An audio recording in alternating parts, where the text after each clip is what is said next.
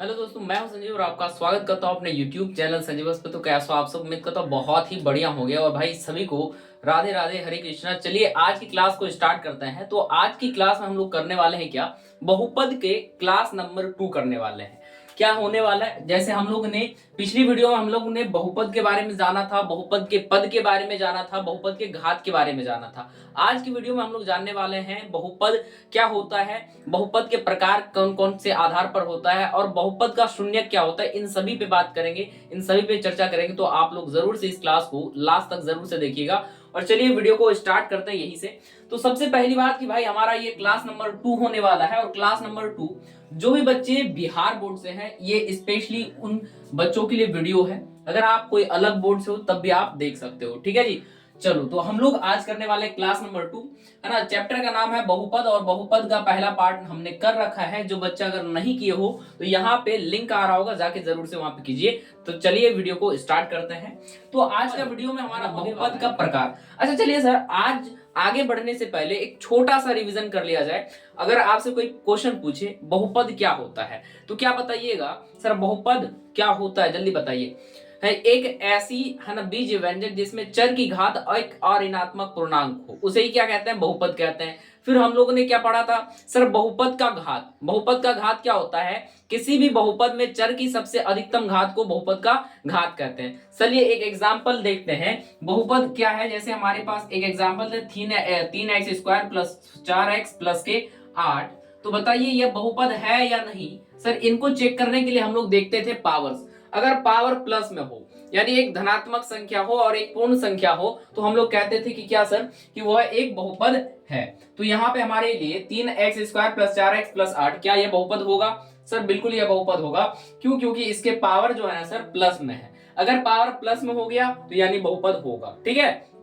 पिछली वीडियो में हम लोगों ने इतना तक कर ही रखा था। फिर उसके बाद फिर हम लोगों ने बहुपद की घात जाना था। बहुपद की घात क्या होता है सर? वह जिसमें चर की अधिकतम घात हो, है ना। बहुपद की चर की अधिकतम घात को ही बहुपद का क्या कहा जाता है? घात कहा जाता है। चलिए इतना बात क्लियर था पिछले वीडियो से। तो आज की वीडियो में हम लोग का मेन प्रकार क्या, बहुपद का प्रकार है ना, टाइप्स ऑफ पॉलिनोमियल, बहुपद का है ना, बहुपद का प्रकार। और जो बच्चे है ना नए हैं भाई, चैनल को जरा सब्सक्राइब कर दो यार, सभी वीडियोस आप तक पहुंच सके। चलो जी, है ना, बहुपद के प्रकार को है ना जानते हैं कि बहुपद का प्रकार होता क्या है। सबसे पहली बात, बहुपद का प्रकार की अगर बात करा जाए तो बहुपद के प्रकार को हम लोग देखे थे क्लास 9 में दो आधार पर। किस आधार पर? दो आधार पर। सबसे पहली सर एक है ना पद के आधार पर, और दूसरा है ना घात के आधार पर। देखो ये क्या होता है, बहुपद की प्रकार की अगर बात कर लेते हो तो ये होता है दो आधार पर। सबसे पहले ये जो होता है, ये होता है घात के आधार पर, है ना, घात के आधार पर। और एक होता है हमारा घात के आधार पर, और एक होता है पद के आधार पर। यानी दो टाइप्स के बहुपद होते हैं, ठीक है, पद के आधार पर। ठीक। अच्छा सर, हम लोगों को इंपॉर्टेंट क्या चीज पढ़ना है? हमारे को क्लास 10th में इंपॉर्टेंट इस बात की है, घात के आधार पर बहुपद, है ना। किस पे? घात के आधार पर बहुपद। ये ज्यादा इंपॉर्टेंट है अपने क्लास 10th के लिए। लेकिन ये वाला भी पढ़ना जानना बहुत जरूरी है, क्योंकि कई बार ऑब्जेक्टिव में क्वेश्चन पूछ देता है बिहार बोर्ड, तो इसलिए पढ़ना जरूरी है। चलिए हम लोग जान लेते हैं। सबसे पहली बात, हम लोग घात के आधार पर बहुपद को देखते हैं, है ना, घात के आधार पर। अच्छा, घात मतलब क्या होता है, किसी बच्चे को पता है क्या? है ना, अगर पता है तो जल्दी से कमेंट में लिखो। सर किसी भी बहुपद में जो ऊपर संख्या चर के ऊपर जो लिखा रहता है उसी चीज को क्या कहा जाता है? घात है। तो जैसे हमारे पास यहाँ पे कोई संख्या लिखा हुआ है, मान लो हमारे पास कोई संख्या x है और ये पावर m है, तो ये वाला जो चीज कहलाता है, ये नीचे वाला, इसको कहते हैं बेस। इसको क्या कहते हैं? बेस, यानी आधार कहते हैं। और ये वाला जो चीज है, ये m है, ये इसको ही क्या कहा जाता है सर? आधार कहा जाता है। क्या कहा जाता है? कह रहे आधार, कह रहे कि घात कहा जाता है। क्या सर? उसे कहा जाता है घात, है ना। चलिए, तो यानी कि घात के आधार पर अगर हम बहुपद की बात करें तो सबसे पहले घात के आधार पर देखा जाए तो एक जीरो घात वाला बहुपद होता है। हाँ सर बिल्कुल, जीरो घात का बहुपद होता है ना। सबसे पहला आधार है ना घात के आधार पर, यानी जिसको जीरो, शून्य घात पर कहता जाता है, या शून्य बहुपद कहा जा सकता है। तो पहला नाम लिखिए शून्य बहुपद, है ना, ठीक है। पहला पहला नाम लिखिए आप शून्य बहुपद। कैसा? शून्य बहुपद। सर इसके आपको डेफिनेशन भी लिखना है क्या? बिल्कुल डेफिनेशन याद रहनी चाहिए, क्योंकि भाई अगर आपको डेफिनेशन याद होगा तभी तो आप क्वेश्चंस को है ना एकदम बढ़िया से है ना रेलिवेंटली आप है ना फ्रीक्वेंटली कर सको क्वेश्चन को। तो शून्य बहुपद क्या है भाई?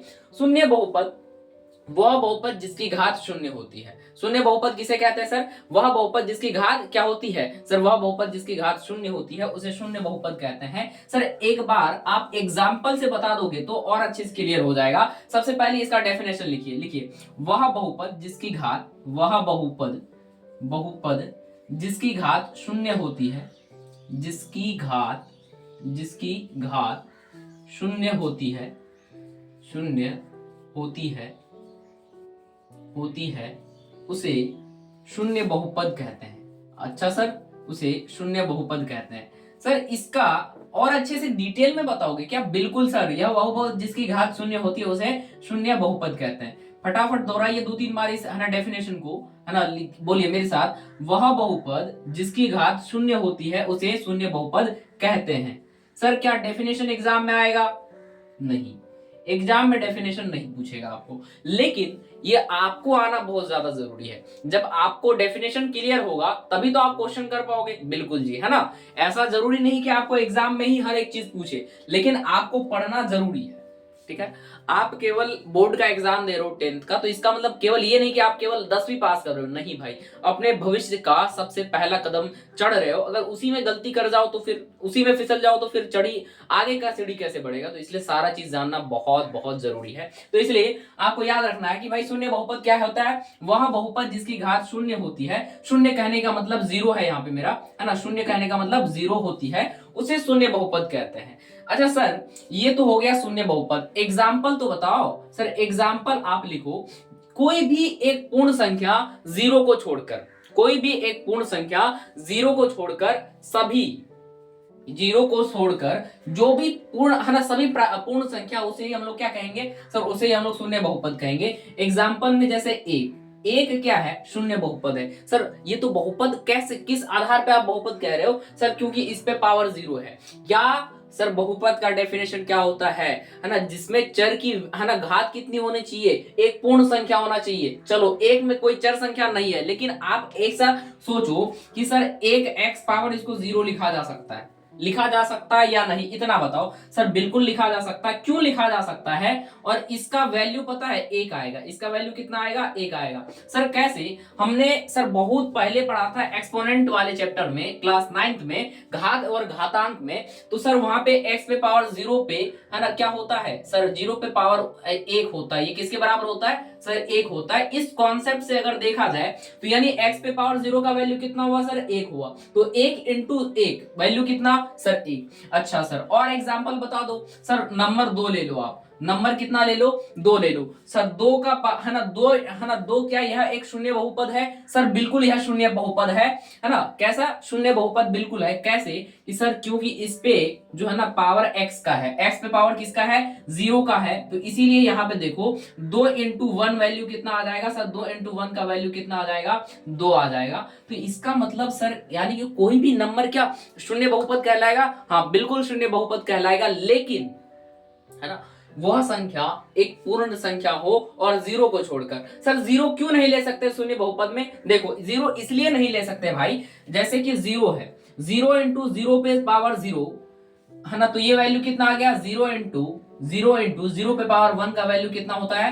1। सर जीरो पे पावर 1 मतलब कुछ तो होगा ही नहीं, ये तो अपरिभाषित हो जाएगा। तब फिर ये अपरिभाषित होगा, तो इसलिए हम लोग जीरो को नहीं लेके चलते हैं। तो पूर्ण संख्या में जीरो को छोड़कर जितनी भी संख्या आती सभी वह शून्य बहुपद है। आप बोलोगे सर 396 क्या बहुपद है? बिल्कुल सर जी, बिल्कुल बहुपद है। कौन सा बहुपद है? 396 सर शून्य बहुपद है ना। बताओ 200 क्या बहुपद है सर? बिल्कुल। कौन सा बहुपद सर? शून्य बहुपद। कौन सा? शून्य बहुपद है। यानी कि कोई भी नंबर एक पूर्ण संख्या हो जाए तो उसको हम लोग शून्य बहुपद कहेंगे। चलिए जी, क्या यह बात हमें है ना, उम्मीद है कि आपको क्लियर हुआ होगा। चलिए जी, अब नेक्स्ट हम लोग पढ़ते हैं दूसरा के लिए। दूसरा हम लोग पढ़ रहे, शून्य बहुपद आपको कंप्लीट हो गया। तो चलिए अब नेक्स्ट हम लोग पढ़ रहे हैं शून्य के बाद है ना एक होता है एक घात वाला, यानी एक घात यानी जिसको रैखिक बहुपद भी कहा जाता है ना, जिसको रैखिक बहुपद भी कहा जाता है। ये आपको क्लियर हुआ हो गया होगा। चलो जी, है ना। अब आप लिखो रैखिक बहुपद या एक घात वाला, है ना, एक घात, है ना। और फिर दूसरा नंबर लिखिएगा रैखिक बहुपद, रैखिक बहुपद या एक घाती बहुपद, एक घाती बहुपद। क्या इसका डेफिनेशन आपको क्लियर है? एक घाती बहुपद, आपको इसका डेफिनेशन क्लियर हो जाना चाहिए। सर इसका डेफिनेशन क्या होगा? वह बहुपद जिसकी घात एक होती है ना, लिखिए वह बहुपद जिसकी घात एक होती है, वह बहुपद जिसकी घात एक होती है,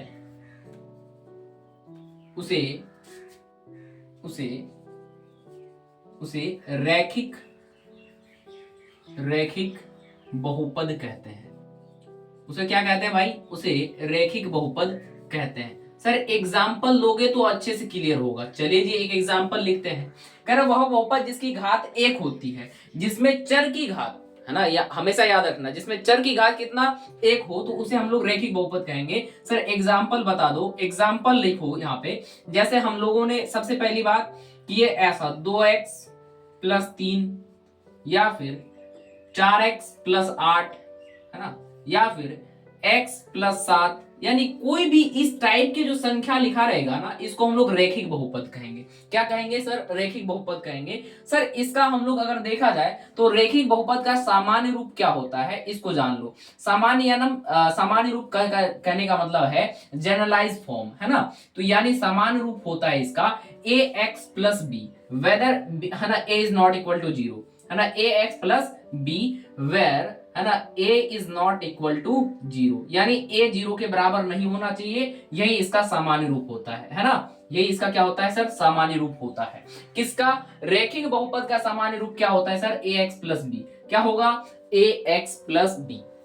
क्या यहां तक बात क्लियर हुआ? बिल्कुल। समान रैखिक बहुपद किसे कहेंगे या एक घाती बहुपद उसे कहेंगे वह बहुपद जिसकी घात एक होती है, उसे रैखिक बहुपद कहते हैं। और सामान्य रूप क्या होता है सर? ax + b। उम्मीद है ये वाला बात क्लियर हुआ होगा।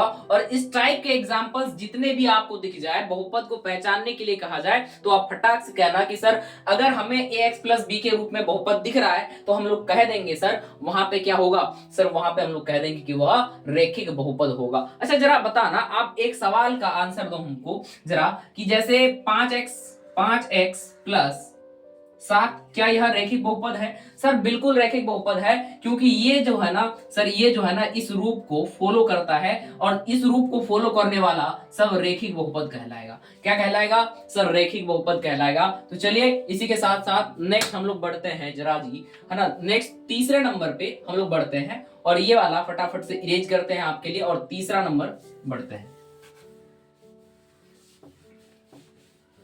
ठीक है, अब आ जाओ थर्ड नंबर, हम लोग आ जाओ, और इस चैप्टर का सबसे ज्यादा इंपॉर्टेंस वाला है। इस चैप्टर का सबसे ज्यादा इंपॉर्टेंस जो है ये वाला भी जो हम पढ़ने जा रहे हैं, जिसका नाम है द्विघात बहुपद। क्या? द्विघात बहुपद। चलो देखते हैं सर द्विघात बहुपद होता क्या है। द्विघात है ना, द्विघात बहुपद। चलिए जी, सबसे ज्यादा इंपॉर्टेंस है इस चैप्टर में। ये जो सवाल है, ये जो टॉपिक है, बहुत ज्यादा इंपॉर्टेंट है अपने इस चैप्टर के लिए। तो चलिए हम लोग पढ़ते हैं इसको। द्विघात बहुपद क्या होता है लिखिएगा। सबसे पहली बात तो इसका डेफिनेशन लिखिए डेफिनेशन, है ना। वह बहुपद जिसकी घात, वह बहुपद जिसकी घात, वह बहुपद जिसकी घात 2 होती है, घात 2 होती है, 2 होती है, उसे द्विघात बहुपद कहते हैं। उसे द्विघात बहुपद कहते हैं। क्या यह बात आपको क्लियर हुआ? द्विघात बहुपद किसे कहते हैं, है ना? वह बहुपद जिसकी घात 2 होती है उसे द्विघात बहुपद कहते हैं। अगर एग्जाम्पल में अगर आपसे कोई पूछा जाए, बच्चा बताओ द्विघात बहुपद लिखा कैसे जाता है, लिखने का मतलब यानी कि वो राइट कैसे किया जाता है। जैसे आपने कोई क्वेश्चन लिखा कि सर इसका एग्जाम्पल बताओ, तो एग्जाम्पल ऐसे देखना है आपको। सबसे पहली बात तो आप इसका सामान्य रूप लिख लो। तो है ना, द्विघात बहुपद का जो है ना सामान्य रूप यानी जनरलाइज फॉर्म क्या होता है, सामान्य रूप अगर देखा जाए तो इसका होता है ax स्क्वायर, है ना। फटाफट से बोलिए, है ना, बहुत सारे बच्चे है ना कमेंट भी कर रहे होंगे, है ना। ax square plus bx plus क्या c, है ना, ax square plus bx plus c, है ना, ax square plus bx plus c, है ना। ये जो है ना सर, ये द्विघात बहुपद है, ये द्विघात बहुपद का सामान्य रूप है। अगर इस बक्से जैसा हमें कहीं पे भी इस टाइप के फॉर्म में अगर क्वेश्चन दिखे तो हम लोग कह देंगे सर वह द्विघात बहुपद होगा, ठीक है। और इसके लिए एक कंडीशन फॉलो होता है, यहाँ पे ए और बी, है ना, A and B are not equal to zero, यानी ए और बी जीरो के बराबर नहीं होनी चाहिए, है ना। द्विघात बहुपद में ए और बी बराबर, है ना, ए और बी जीरो के बराबर नहीं होना चाहिए,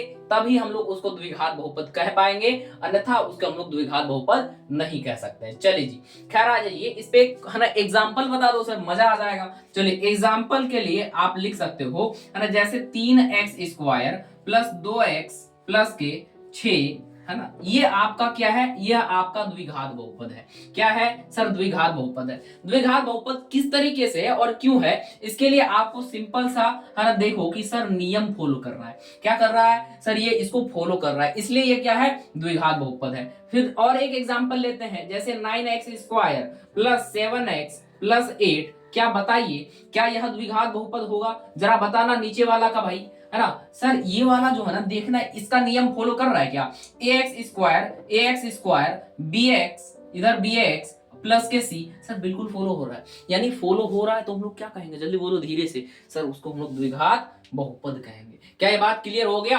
अगर बात क्लियर हुआ तो सर आगे क्यों ना बढ़ा जाए, है ना, क्यों ना बढ़ा जाए। अच्छा जरा फटाफट से ये बताना कि सर, अच्छा अगर मान लो इस फॉर्म में दिखे ही ना, इस फॉर्म में दिखे ही ना, केवल घात 2 हो, तब बहुपद कैसे कह सकते हैं। चलो देखो जरा, है ना, अगर ये नियम फॉलो ना करे, है ना, ये नियम फॉलो ना करे, जरा देखो क्या नियम फॉलो नहीं करे, जैसे एक्स स्क्वायर प्लस 8 है, सर इसे रैखिक बहुपद कहें या द्विघात बहुपद कहेंगे। सर अभी नियम पढ़े क्या, इस रूप में होना चाहिए, लेकिन इस रूप में तो है नहीं।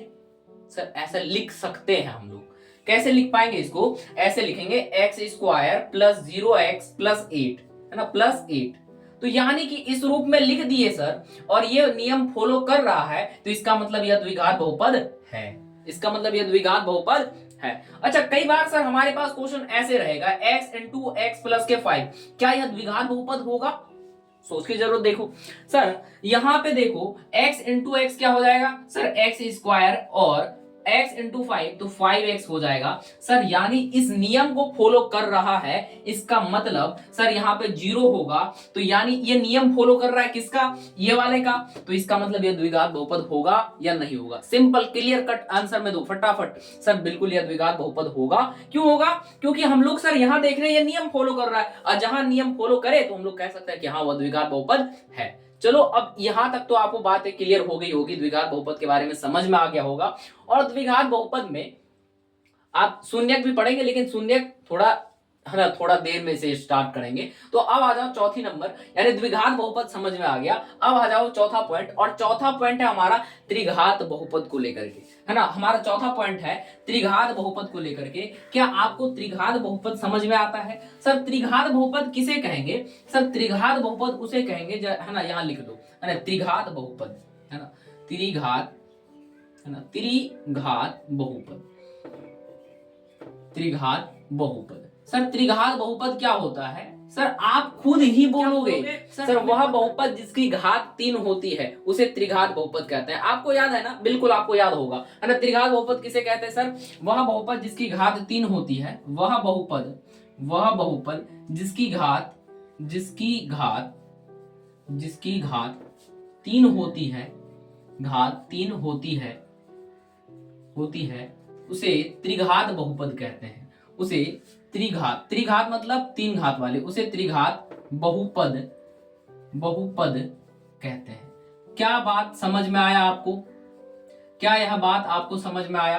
सर त्रिघात बहुपद क्या कहेंगे? वह बहुपद जिसकी घात 3 होती है उसे त्रिघात बहुपद कहते हैं। सर इसका एक आप सामान्य रूप बता दो तो और हम लोग अच्छे तरीके से इसको क्लियर कर लेंगे। तो लीजिए इसका सामान्य रूप लिखिए, सामान्य मतलब सर, सामान्य का मतलब होता है इसका जनरल फॉर्म, यानी इसका जनरल फॉर्म क्या है? तो इसका जनरल फॉर्म है ax cube plus bx square plus C X और प्लस डी, प्लस क्या डी, ये इसका सामान्य रूप होता है। ये इसका क्या होता है? सामान्य। सामान्य का मतलब समझ रहे हो क्या ना? इस रूप में, इस नियम को अगर कोई भी बहुपद फॉलो करे तो इसका मतलब त्रिघात बहुपद होगा। चलो देखते हैं सर एग्जाम्पल में।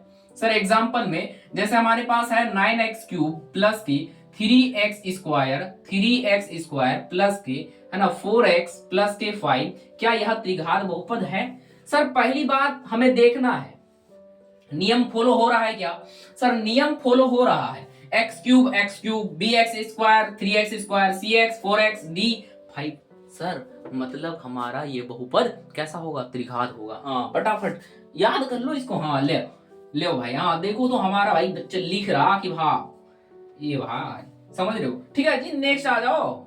सर ये सब तो त्रिघात बहुपद होगा ही होगा, क्योंकि हमें तो पता हो गया यार, क्या बात है, चुन्नू बात कर रहे हो आप। हाँ चलो नेक्स्ट। जैसे हमारे पास 3x³ है, आए लाइट भाग गया, कोई बात नहीं, 1 मिनट रुक जा। अरे भैया हाँ अब देखो थोड़ा थोड़ा साफ नजर आ रहा होगा। अगर नहीं आ रहा है, देखो यार साफ नजर आ रहा है या नहीं? बताना। हाँ सर जी साफ तो आ रहा है।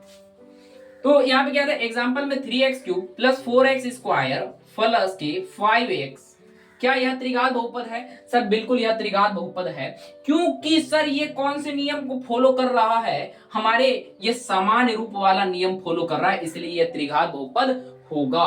क्या यह बात आपको क्लियर हुआ? अगर यह बात आपको क्लियर हुआ तो बढ़ते हैं अब अगले स्टेप। अगला स्टेप हम लोग पद के आधार पर पढ़ते हैं, है ना। पद के आधार पर बहुपद को पढ़े जरा, है ना। घात के आधार पर हम लोग तो जान लिया सर, है ना। अब आ जाइए पद के आधार पर पढ़ते हैं। पद, सबसे पहली बात कि अगर आपसे कोई क्वेश्चन पूछे बता बउआ कि भाई बहुपद में पद क्या होता है, तो आपको बताना है सर कहते हैं कि जब किसी बहुपद को प्लस या माइनस से अलग किया जाता है तो उसके प्रत्येक भाग को क्या कहते हैं? हमारे बच्चे लिख रहे होंगे सर उसे पद कहते हैं। क्या कहते हैं भाई?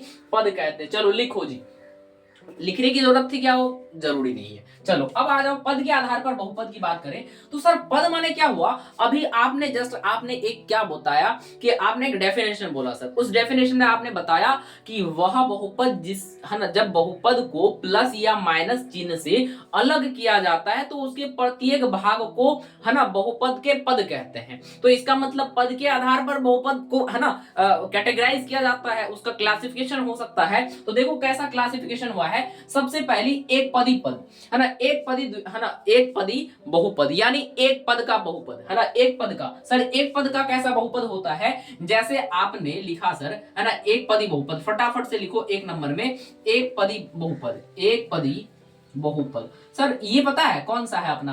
हाँ बहुत सारे बच्चे कमेंट में लिख रहे होंगे सर यह तो, है ना, शून्य बहुपद ही है। एक पदी बहुपद का मतलब वह बहुपद जिसकी पद एक हो, जिसमें पदों की संख्या कितनी हो? सर जिसमें पदों की संख्या एक हो उसे एक पदी बहुपद कहते हैं। सर एग्जाम्पल यहाँ लिख लो तो और अच्छा से क्लियर हो जाएगा, है ना। लिखिए वह पद, है ना, वह बहुपद जिसकी, है ना, वह बहुपद जिसकी पदों की संख्या, जिसमें या जिसकी पद की संख्या, पद की संख्या, पद की संख्या एक होती है। संख्या एक माने समझ रहे हो ना, एक होती है, एक होती है, होती है, उसे एक पदी बहुपद कहते हैं। उसे एक पदी, एक पदी बहुपद कहते हैं जी, बिल्कुल एक पदी बहुपद कहते हैं। यहां तक बात आपको क्लियर हो गया होगा? बताओ यहां तक बात क्लियर हुआ या नहीं हुआ? सर बिल्कुल। सर इसके एग्जाम्पल बताओ सर, क्या आप भी कह रहे हो? हाँ सर आप एग्जाम्पल में आप कुछ भी लिख दो, है ना, आप कुछ भी लिख दो एग्जाम्पल में। आप, है ना, घात के आधार पर पढ़े थे ना, यानी एक घाती बहुपद जिसको आप लोग, है ना, क्या कहते थे? शून्य बहुपद। यानी कि आप एग्जाम्पल में इस टाइप से लिख सकते हो। एग्जाम्पल में जैसे कोई भी नंबर, एनीथिंग, है ना, एक पूर्ण संख्या नंबर हो जाएगा, जैसे 5, 6, है ना, 7x, है ना, और उसके बाद 5x, 3x, ये सब एक पदी बहुपद है। कितने पदी? एक पदी, है ना, एक पदी बहुपद है। चलो ये वाला सब, है ना, ये वाला चीज आपको क्लियर हो गया होगा। अगर क्लियर हो गया तो क्या आगे बढ़े? सर बिल्कुल आगे बढ़ा जाए। और हम लोग नेक्स्ट पढ़ते हैं दूसरा, है ना, द्विपदी बहुपद, है ना, द्विपदी बहुपद। सर द्विपदी बहुपद क्या होता है जरा देखो, है ना। द्विपदी बहुपद वह बहुपद जिसकी वह बहुपद जिसकी पदों की संख्या कितनी होती है? वह बहुपद जिसके पदों की संख्या, वह बहुपद जिसमें पदों की संख्या, जिसमें पदों की संख्या 2 होती है। पदों की संख्या संख्या संख्या दो होती है, दो होती है ना, है ना, वह बहुपद जिसमें पदों की संख्या दो होती है उसे उसे द्विपदी बहुपद कहते हैं। उसे क्या कहते हैं भाई? उसे द्विपदी बहुपद कहते हैं, द्विपदी बहुपद कहते हैं। क्या यह बात आपको क्लियर हुई? बहुपद कहते हैं सर, बिल्कुल आपको तो क्लियर हो जाना चाहिए। आप तो बड़े इसके है ना स्मार्ट बॉय हो, क्योंकि आपने तो हर क्लास 9th में है ना टीचरों के है ना गर्दा उड़ा रखे थे इस क्वेश्चन पे। हाँ चलो जी, तो एग्जाम्पल में सर इसका क्या होता है, यानी पद की संख्या कितनी होनी चाहिए? दो होनी चाहिए। अच्छा, वैसा हम लोग कौन सा बहुपद में देखे हैं सर? रेखिक बहुपद में, जिसमें पदों की संख्या कितनी होती थी? दो होती थी। तो आप लोग एग्जाम्पल में लिखो ना यार, एकदम धड़ल्ले छूट के 9x प्लस 3 प्लस के 4x प्लस 5, ये सारे बहुपद सर कैसे कहलाएंगे? द्विपदी बहुपद कहलाएंगे, क्योंकि सर इसमें पदों की संख्या दो, जिसमें पदों की संख्या दो तो उसको द्विपदी बहुपद कहते हैं। चलिए नेक्स्ट हम लोग पढ़ते हैं त्रिपदी बहुपद। त्रिपदी बहुपद क्या होता है? और इसे हम लोग है ना रैखिक बहुपद भी कहते हैं, है ना, रेखिक बहुपद भी कहते हैं, है ना। इसको हम लोग रेखिक बहुपद और इसको हम लोग शून्य बहुपद भी कहते हैं। कैसी बहुपद? शून्य बहुपद। आप इस चीज को नोट कर लेना। नोट करने से होगा क्या कि आपको एक तो बेस बना हुआ रहेगा, और जैसे ही बेस बना हुआ रहेगा फिर आप देखो मचाओगे क्या धूम, एकदम बढ़िया एकदम, है ना। चलो जी, क्या हम लोग इसको है ना इरेज करके आगे बढ़े? सर बिल्कुल आगे बढ़ा जाए, और हम लोग थर्ड नंबर पढ़ेंगे त्रिपदी बहुपद के बारे में, है ना, त्रिपदी बहुपद के बारे में। अच्छा, त्रिपदी बहुपद का मतलब क्या होता है? सर वह बहुपद जिसमें पदों की संख्या कितनी होनी चाहिए? तीन होती। देखो मेरा लौंडा तेज है यार, अभी लिख रहा था। अबे भाई लिखना पूरे, हाय छोड़ दे रहा तुम। हाँ, तीसरा तीसरा त्रिपदी बहुपद, है ना, त्रिपदी बहुपद। हाँ बिल्कुल। अरे यार आप लोग ना इंटरैक्ट नहीं करते हो आप लोग। अरे नीचे में डिस्क्रिप्शन कह रहे वो चैट वाला बॉक्स है, उसमें लिखो तो सही यार, अपनी भड़ास निकालो सब। हाँ, त्रिपदी बहुपद वह बहुपद जिसमें पदों की संख्या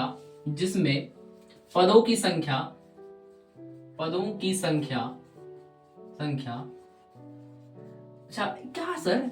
वह बहुपद जिसमें पदों की संख्या तीन होती है, पदों की संख्या है ना, पदों की संख्या तीन होती है उसे त्रिपदी बहुपद कहते हैं, उसे त्रिपदी बहुपद कहते हैं।